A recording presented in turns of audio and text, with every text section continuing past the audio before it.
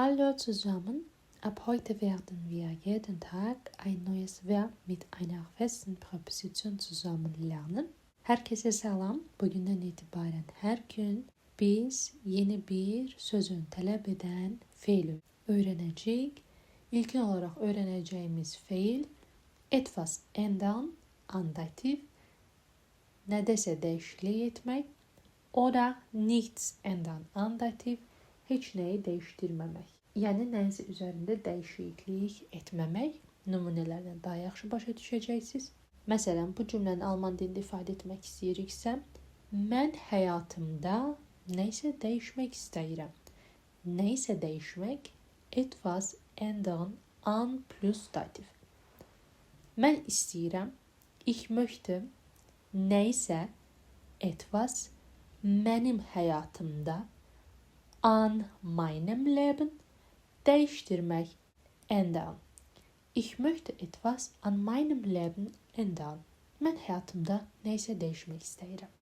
Nəyisə dəyişmək etwas ändern. An dativ ilə işləndiyinə görə aid olduğu söz mənim həyatımda. Mənim həyatım mein Leben. 4 haldan bizə dativ forması meinem Leben lazımdır. An meinem Leben. Mənim həyatımda. İkinci nümunə, sən öz münasibətində biraz dəyişiklik etməlisən. Sən etməlisən, məli, du musst biraz öz münasibətində etwas an deiner Einstellung ändern.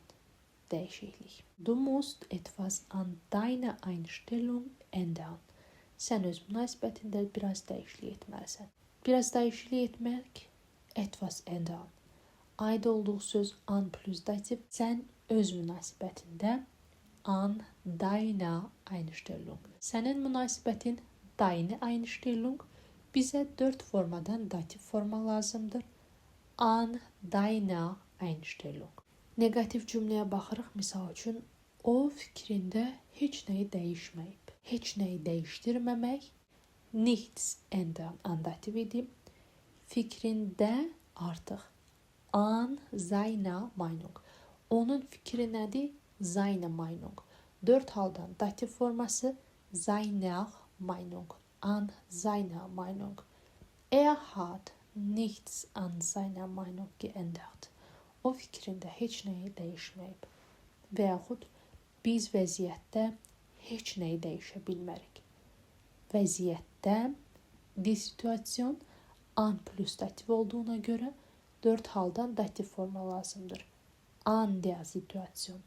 Wir können nichts an der Situation ändern. Biz vəziyyətdə heç nəyi dəyişə bilmərik.